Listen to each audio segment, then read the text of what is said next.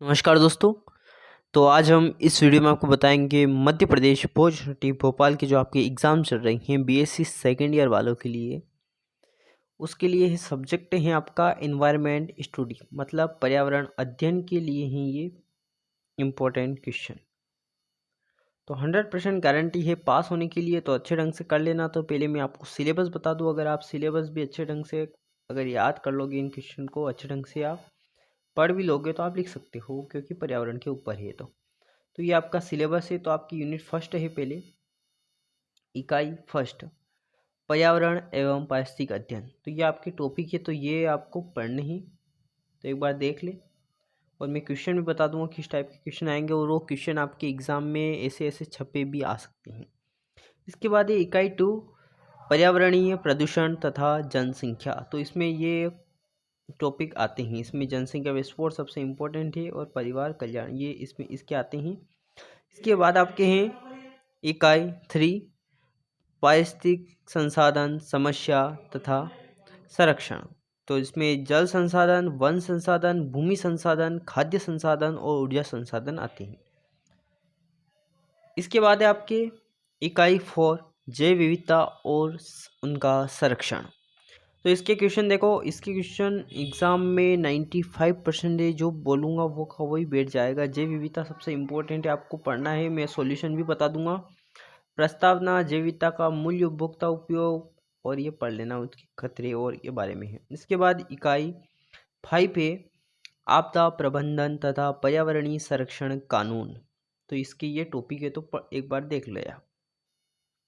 तो ये आपका मैं बता दूं, आपका 2021 का है। तो इसमें से सिर्फ एक या दो क्वेश्चन आपके एग्जाम में आ सकते हैं, मैं बता दूं इसमें से। तो एक बार पढ़ लेना, और इसी टाइप का आएगा। अगर ऑब्जेक्टिव आएगा तो मेरे हो सकता है कि डाल रखे होंगे ऑब्जेक्टिव, मतलब फर्स्ट ईयर वालों के लिए, तो वो पढ़ लेना। अगर होंगे तो मैं दे दूंगा लिंक उसकी।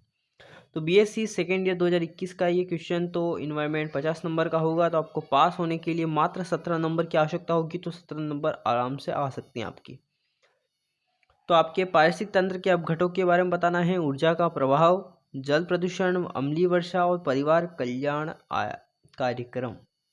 इसके बाद है ऊर्जा संसाधन का वर्णन करना है। इसके बाद आपका अथवा है जल संसाधन और एक पर टिप्पणी, जैव विविधता और लाल आंकड़ा पुस्तक। तो ये रेड डाटा बुक आ सकती है, इसको रेड डाटा बुक कहते हैं। ये क्वेश्चन इस टाइप का घुमा कर देंगे दोनों को, इसलिए इंग्लिश में याद करना पड़ेगा थोड़ा सा इसको। इसके बाद ये संकटात्मक जातियों को समझाना है, जल प्रदूषक नियंत्रण अधिनियम 1974 का वर्णन करना है आपको, और वायु प्रदूषण अधिनियम का भी है इसमें। और दीर्घ उत्तरी में आएंगे आपके 30 नंबर के, तो दो बताना है, खाद्य श्रृंखला, तालाब का पारिस्थितिक तंत्र, ऊर्जा का पिरामिड और खाद्य श्रृंखला, खाद्य जात और ध्वनि प्रदूषण पर एक निबंध लिखना है। तो आप आराम से लिख सकते हो, सिर्फ टॉपिक पढ़ लेना अच्छे ढंग से, बिल्कुल इजी है ये। वायु प्रदूषण, वन संसाधन संरक्षण, खाद्य संसाधन संरक्षण, जैव विविधता की संरक्षण विधियों का उदाहरण सहित विस्तृत वर्णन करना है। इसके अथवा क्वेश्चन है, जैव विविधता के ह्रास के प्रमुख कारणों का वर्णन कीजिए। इसके बाद आपका 10वां है, कोई दो हल कीजिए, वन्य जीव का महत्व और आपदा प्रबंधन और मगर परियोजना। तो आपके इम्पोर्टेंट क्वेश्चन है ये, तो अच्छे ढंग से कर लेना। 2021 का पेपर है और ये इम्पोर्टेंट है। और इसमें से देखो कुछ पेपर, मतलब जो जैसे ये पेपर का कौन सा पार्ट है, तो ये ऐसा छपा भी आ सकता है। तो पारिस्थितिक तंत्र की अवधारणा पढ़नी है, खाद्य श्रृंखला पर टिप्पणी, जल प्रदूषण के कारण, वो आधे क्वेश्चन वो के वही है, सिर्फ पढ़ना है आपको। मानव स्वास्थ्य पर्यावरण कैसे संबंधित है, ऊर्जा संसाधन के प्रकार बताना है, और वनों को किस तरह बचाया जा सकता है, ऐसे टॉपिक पूछे जाएंगे आपके। इसके बाद जेनेटिक विविधता, इसको जैव विविधता भी बोलते हैं, जैव विविधता। इसके बाद ये मनुष्य एवं वन्य प्राणी पर टिप्पणी बताना है, भूकंप के कारक और भूस्खलन को किस तरह रोका जा सकता है, मतलब वो पहाड़ी इलाकों पर लैंडस्लाइड होती है ना, उसको समझाना है आपको। पारिस्थितिक तंत्र में पिरामिड का ये इंपॉर्टेंट है, और पारिस्थितिक तंत्र की संरचना, इन दोनों में से कौन सा भी एक एग्जाम में आ जाएगा। परिवार कल्याण कार्यक्रम की, और हाउ इज डोमेस्टिक वेस्ट, तो ये आपको बताना है आपको।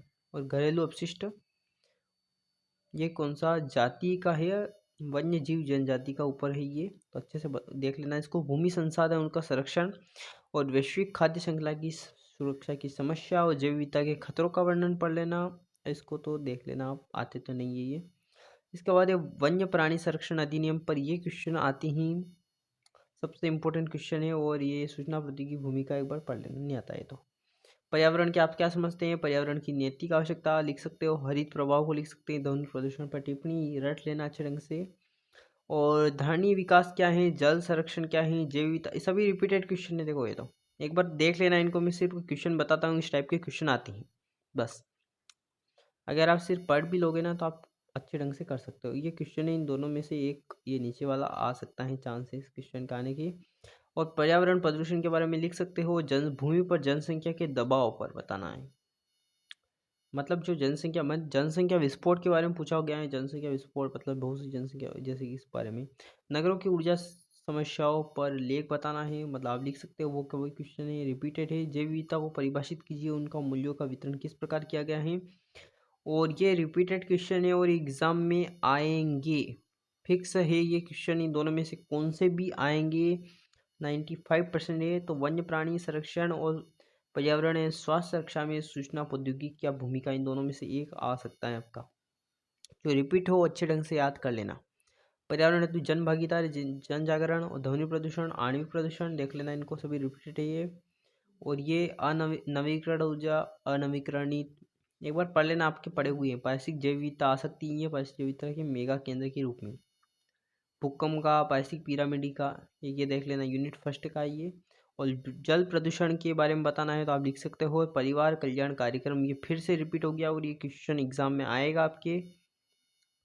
इसके बाद ये वन संरक्षण की विभिन्न तकनीक के बारे में और भारत की विभिन्न जल स्रोत एक बार देख लेना। और जेनेटिक, ये जेनेटिक और प्रजाति की ये परिभाषा है ओनली, मैं बता दूंगा इसमें, तो एक बार देख लेना इन क्वेश्चन को, मैं रिपीटेड, और ये इनका सॉल्यूशन है। तो ये पर्यावरण है, तो पर्यावरण की परिभाषा ये, तो एक बार पढ़ ले इनको।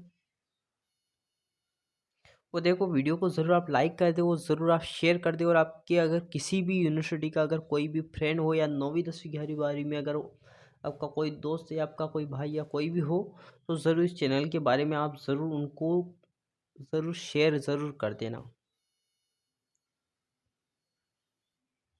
इसके बाद ये जैव विविधता है, तो जैव विविधता के बारे में है, तो एक बार ज़रूर पढ़ लीजिए, एग्ज़ाम में आएगा। और ये आपको जो जेनेटिक विविधता, ये परिभाषा होती हैं, प्रजाति विविधता, समूह विविधता, ये एग्जाम में पूछी जा सकती हैं। तो ये स्तर भी होते हैं, प्रकार भी, तो आपके लिए इम्पोर्टेंट है। और जितना लिखोगे इसमें उतना ही फायदा होगा आपको। और अगर प्रैक्टिकल के ऊपर आपको बताना है, अगर कुछ पूछना हो तो ज़रूर आप मुझे व्हाट्सएप नंबर पर पूछ सकते हैं, या अगर वीडियो ही बनाना है तो ज़रूर मुझे बोल देना। और ये पर्यावरण संरक्षण अधिनियम 1986 को पारित किया गया था, थोड़ा याद कर लेना और एक बार पढ़ लेना इसको, ये एग्जाम में आ सकता है। ये दूसरा अलग क्वेश्चन है, उसका नहीं है ये, पर्यावरण संरक्षण के बारे में ही है, तो एग्जाम में आ सकता है, इसलिए मैंने दे दिया है। वही क्वेश्चन दिए हैं जो एग्जाम में आ सकते हैं, तो इतना दीर्घ उत्तरी में ही आएगा ये।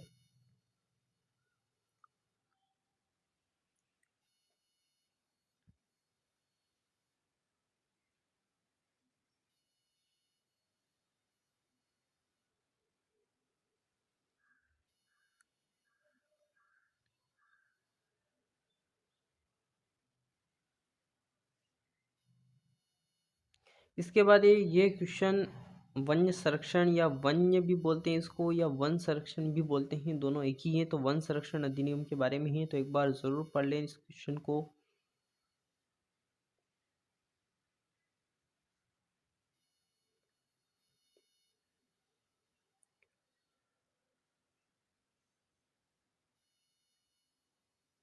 और ये वायु प्रदूषण निवारक उसके नियंत्रण अधिनियम लगाया था 1981 का, में लगाया गया था ये वायु अधिनियम। तो उसके बारे में ही, कौन सी धारा की, कौन सा उद्देश्य उनका, नियंत्रण कैसे किया जाता है उस पर।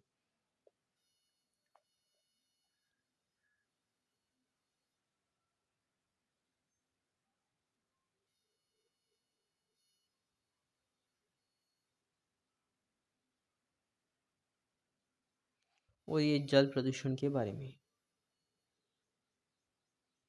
देखो ये क्वेश्चन आपको कहीं पर भी मिल भी नहीं सकती, इसलिए मैंने कहा कि अपलोड डाल दूँ इसमें। और कुछ क्वेश्चन ऐसे होते हैं जो मिल जाएंगे, तो आप ढूंढ लेना अच्छे से। और आपकी अगर कौन सी भी बुक हो तो उसमें आराम से मिल जाएंगे क्वेश्चन तो।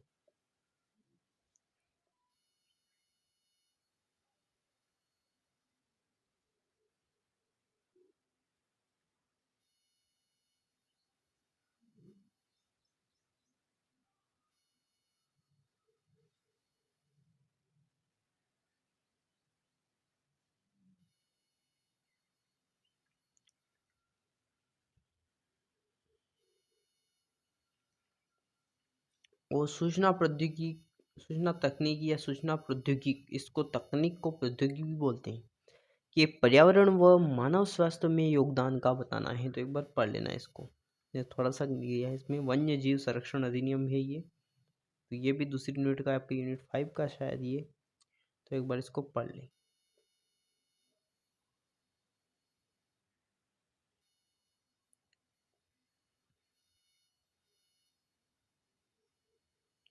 और ये जैव विविधता संरक्षण से आप क्या समझते हो, उसकी परिभाषा है और उसके महत्व की है, तो एक बार पढ़ लेना है।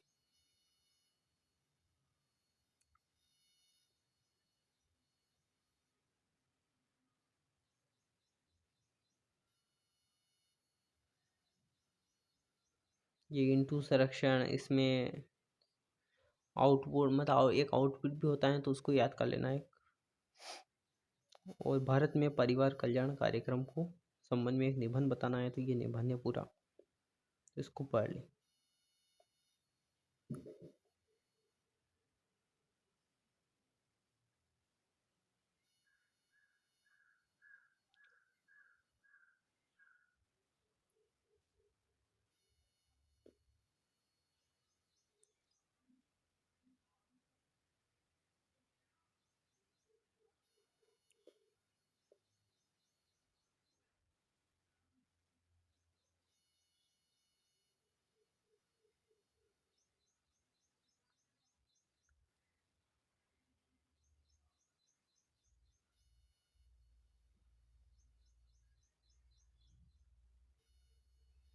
और ये पारिस्थितिक से आप क्या समझते हैं, इसकी परिभाषा है, तो पारिस्थितिक तंत्र भी बोलते हैं इसको, और पारिस्थितिक भी बोलते हैं, तो एक बार पढ़ लेना, दोनों एक ही होते हैं। और इसके घटक कौन से होते हैं, मतलब उपभोक्ता वो है वो के वही घटक होते हैं, तो एक बार पढ़ ले आप बस। खाद्य श्रृंखला, खाद्य जाल, एक बार पढ़ लेना, आप कब से पढ़ते आ रहे हो, तो एक बार इन क्वेश्चन को अच्छे ढंग से कर ले। तो वीडियो को लाइक कर दे और चैनल को ज़रूर आप सब्सक्राइब भी कर दे। देखो, आप चैनल को लाइक और सब्सक्राइब करोगे, मैंने बहुत से देखा है, अब जैसे कि आपकी एग्ज़ाम ख़त्म होने वाली है, तो आप बहुत से अब उनका काम हो गया है, तो अनसब्सक्राइब करके चले जाएंगे, कोई दिक्कत नहीं है। तो अगर वीडियो अच्छा लगा तो कमेंट ज़रूर कर देना, और हमारे टेलीग्राम ग्रुप को ज़रूर आप ज्वाइन कर लेना। Thank you.